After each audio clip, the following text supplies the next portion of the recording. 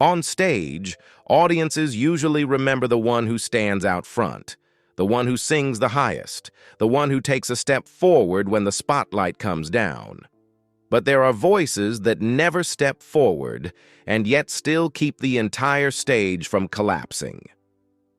For decades, as the Statler Brothers stood firm in a constantly shifting music industry, as their harmonies became part of America's collective memory, there was one man who was always there, never claiming the center, never chasing the spotlight, never needing his name to be called again and again. A bass voice, deep, full, unhurried. A well-timed laugh that softened the room. A presence that kept everything exactly where it belonged. His name was Reid. He was not the lead singer, not the public face, not the name mentioned first. But without him, the Statler Brothers would never have been the Statler Brothers. This is not a story about a loud downfall, not a story of scandal or a fading spotlight. It is the story of a man who spent his entire life standing behind the scenes, holding everything together. And only when that voice finally fell silent did the world begin to understand that some people never need to stand in the light for us to realize just how essential they truly were. Reid was born in 1939 in Staunton, Virginia, a small town where time moved slowly, where people were known not by how brightly they stood out, but by how long they stayed. His childhood unfolded within the steady rhythm of a working-class family and the familiar space of the church. There, music was never about showing off. It did not need to impress. Music existed as part of the community, something that kept daily life in sync, something that helped people feel they belonged to something larger than themselves. It was in those hymn-filled gatherings that Harold learned a lesson earlier than most. Before you raise your voice, you learn to listen. His voice was naturally low, not the kind of bass that tries to dominate the room, but one that knows how to step back, how to stand lower so other voices can rise higher. While those around him strained to move forward, Harold felt most at ease beneath them, at the place where, if he were missing, the harmony would collapse. Yet, when he was present, no one felt the need to call his name. This was not shyness. It was the instinct of someone who understood structure before understanding spotlight. From a very early age, a psychological pattern took shape within him. Not competing for the center, not needing applause to confirm his worth, but quietly ensuring that everything moved in the right rhythm. So when Reid stepped onto the path of professional music and later became part of the Statler Brothers, he did not choose to stand behind the scenes. He simply recognized that it was where he had always belonged. And sometimes, what creates a legend is not the moment they step into the light, but the moment they understand with absolute clarity. If I stand in the back, everything else will stay standing. When the Statler Brothers began to take shape, they were not a band assembled out of ambition. No one arrived with the hunger to become the leader. They came together through harmony, and harmony, more than anything else, demands emotional discipline. Within that structure, every role naturally found its place. There was someone to carry the story, someone to lift the melody higher, someone to push the emotion outward. And then there was Reid, the one who never needed to be assigned a role, because he was already standing exactly where he was needed most. Harold's bass voice never forced its way in. It anchored. It did not drive the song forward. It kept the song from drifting away. In the studio, as layers of harmony stacked upon one another, Harold was the one who listened the most. He did not ask, "Do I stand out?" He asked, "Is something leaning here?" When disagreements arose about tempo, emphasis, or the direction of a song, Harold was often the quietest voice in the room, yet the one whose final words made everyone nod.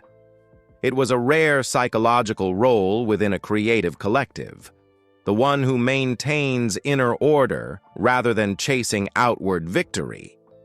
On stage, that role became even clearer. When the spotlight made egos swell, Harold used humor to release the pressure. A perfectly timed joke, a half-step backward, a look that gently reminded everyone, we are a group, not four separate names. It is no coincidence that the Statler Brothers endured for decades, while so many other groups collapsed under the weight of their own success. Because within them was always someone who understood this truth. If no one protects stability, talent will eventually destroy itself. Harold Reid never stood at the center of the Statler Brothers. He stood at the point of balance, and from that position, one that seemed the lowest, he kept the entire group from ever losing its direction. In music, there are voices born to be noticed, and there are voices born to make you forget that you are being held up at all. Harold Reid's bass belonged to the second kind. It never surged forward, never competed with the melody, never demanded a moment of explosion. It was simply there, steady, deep, and weighted enough for everything above it to stand securely. When the Statler Brothers sang, audiences often remembered the stories, the sweet harmonies, the familiar feeling, like sitting in an old living room filled with memories. What they could not quite name was where that sense of safety came from. It came from Harold's bass, a foundational layer that gave the song solid ground to stand on. Musically, that bass did something very difficult. It anchored emotion. When the other voices lifted into the air, Harold's voice kept memory from drifting away.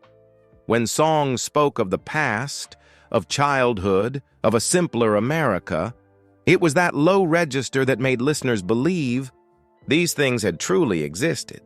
But deeper than the music, Harold's bass was a psychological expression. It reflected who he was, someone who did not need to be seen to know he was in the right place, someone who did not need to hear his name to understand his importance. There is a paradox in harmony. When the bass disappears, people don't say, the bass is missing. They simply say the song no longer feels the same. Harold Reid accepted that paradox throughout his career. He understood that his role was not to make audiences remember him, but to make them return. To return to the song, to return to memory, to return to a feeling of familiarity that required no explanation. And because of that, when that bass voice finally fell silent in his later years, many people realized, too late, that some voices never need to stand out to become truly irreplaceable. Stage lights carry a dangerous quality. They magnify everything, talent, ego, and even the smallest tensions between people. In many bands, the stage is where the first cracks begin. But for the Statler Brothers, the stage became the place where they were closest to one another. And that was no accident. At the edge of the spotlight, Harold Reid was often the one who stepped forward, not to sing, but to speak. A dry joke, an offhand remark, a moment that made the audience laugh, and quietly cooled the atmosphere behind the scenes. Harold's humor was never meant to steal attention. It served a clear purpose: releasing pressure. When touring schedules grew relentless, when repetition wore people down, when the gaze of the audience magnified every small mistake, Harold used humor to remind everyone of one simple truth: we are still in this together. Psychologically, this was an essential role. The one who plays the comedian is often mistaken for the most carefree person in the room. In reality, they are usually the most sensitive to the tension of others. They sense when the air begins to grow heavy. They know when ego needs to soften before it turns into friction. Harold Reid understood this instinctively. He never allowed the stage to become a place of comparison. Instead, he turned it into a shared space where each person could stand in the position that fit them without needing to prove anything more. It was through these seemingly off-to-the-side moments that the Statler Brothers maintained a rare longevity in an industry defined by collision and collapse. Not because they lacked differences, but because there was always someone who knew how to keep those differences from becoming conflict. Harold Reid didn't just keep time for the music, he kept time for the people. In the history of country music, success often comes with a darker side. Relentless touring schedules, crushing expectations, alcohol, ego, and impulsive decisions made under bright lights. Many legends have fallen there, but Harold Reid did not. His clean reputation was not the result of a life without temptation. It came from a way of living with clear boundaries. Harold understood exactly the role he held within the Statler Brothers. He knew that if the one standing in the back lost discipline, the entire structure would tilt. So he chose a path with less shine, but far greater endurance, not letting emotion take the lead, not allowing the moment to overpower long-term values. No excessive partying, no loud relationships, no statements made just to be noticed. Harold did not live like a star. He lived like someone guarding something important. And when you understand what you are protecting, you naturally learn what to stay away from. From a psychological standpoint, this was a rare form of self-control, the ability to delay ego in favor of stability. Not everyone can do that, especially when success arrives early and lasts for decades. But for Harold, consistency mattered more than fleeting peaks. He didn't need a shocking story to be remembered. He chose to make sure no shocking story ever happened. And in an industry where fame often erodes the very people who create it, that quiet, steadfast choice became a different kind of courage. For nearly his entire life, Harold Reid was a man who knew how to keep everything within reach. He controlled the rhythm of his life. He controlled his boundaries with fame. He even controlled his ego, the very thing that had destroyed so many careers in the music world. But there is one thing that even the most disciplined people cannot negotiate with: the body and time. In his later years, Harold Reid began facing chronic kidney failure, a condition that did not arrive as a sudden shock, but as a slow erosion. There was no dramatic collapse. Just day by day, his body no longer had the strength to hold the rhythm it once did. And for a man who had spent his entire life holding things up for others, that was a signal he could not ignore. Harold did not turn illness into a stage story. No public lament, no ceremonial farewell. He slowed down, and then he stepped away, so quietly that many only realized his absence once it had become permanent. For him, this was not an escape, but a responsible decision. He refused to let audiences witness his weakening. He refused to force his bandmates to adjust around him. He refused to allow the role of the one who holds the balance to become a burden on the very group he had protected for decades. At a deeper psychological level, this moment revealed Harold Reid most clearly. Knowing when to stay, and also knowing when to let go before everything begins to tilt. His tragedy did not lie in losing the spotlight. It lay in this: for the first time in his life, he no longer had the strength to stand behind the others and hold things together. And when that deep bass voice finally fell silent, there was no loud collapse. Only a space that appeared, just large enough for people to realize that for all those years, it had been Harold Reid who who quietly filled that space for everyone else. When the stage lights go dark, many artists search for another way to be seen. But for Harold Reid, leaving the spotlight was not a fall. It was simply a return.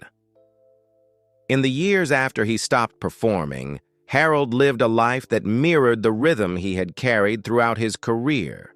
Slow, private, and free of the need to prove anything. He did not appear frequently in the media. He did not revisit the past through long interviews. He did not recount who he once was. He allowed the past to rest where it belonged. His days revolved around the smallest things: family, personal space, and a quietness he had rarely been able to fully experience while living behind the stage lights.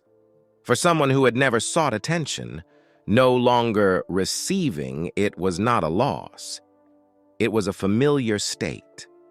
Psychologically, this was the natural continuation of who Harold Reid had always been.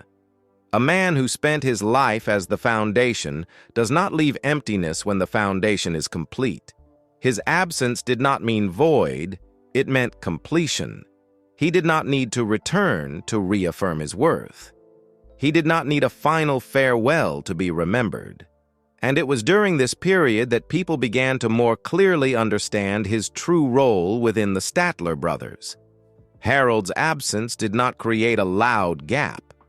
It produced a feeling that was difficult to name, like a room that is still standing, but no longer quite as solid as before. Harold Reid remained in the way he had always chosen, not through presence, but through an imprint embedded deep within the structure. And sometimes, the way a person disappears from the light is the clearest way to understand just how essential they truly were. When people speak of legacy, they usually begin with numbers, awards, chart positions, nights of recognition beneath bright lights. But Harold Reid's legacy does not live in what was announced. It lives in what never fell apart. For decades, the Statler Brothers existed as a rare exception in the entertainment industry. They did not break apart because of ego. They did not collapse under the weight of success. They were not eroded by time in the familiar way. And that endurance did not come from musical talent alone. It came from the human structure within the group. Harold Reid was the one who held that structure in place.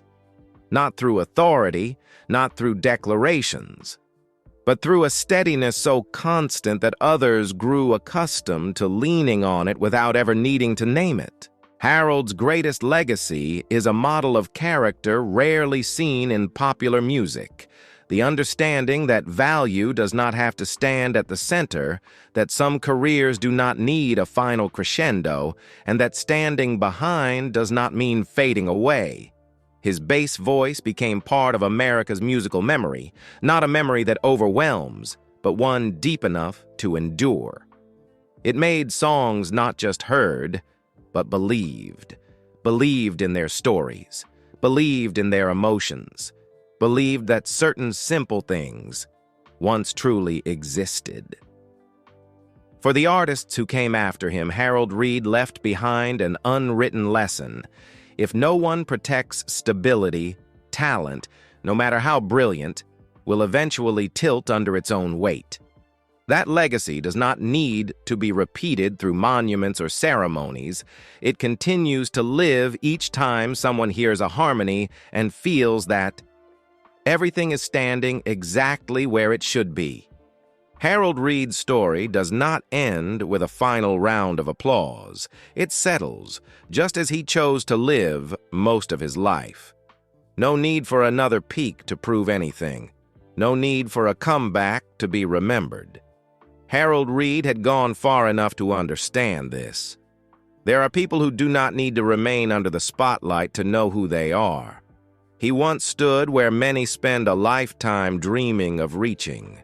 And then, when he realized that the cost of staying had begun to outweigh what he could hold on to, he chose something rarer than success, the right to stop. In a world that constantly demands more, faster, longer, the story of Harold Reid leaves behind a quiet but difficult question. Does a fulfilled life have to extend its glow endlessly, or sometimes does it only need to be lived in the right rhythm? There are artists remembered because they never leave, and there are others, like Harold Reid, remembered because they knew when to stand behind so that everything else would not collapse. If this story touched you, leave behind a thought, a memory, or simply a name you once loved. Because sometimes, the most valuable thing a voice leaves behind is not the sound itself, but the steadiness it once silently held in place.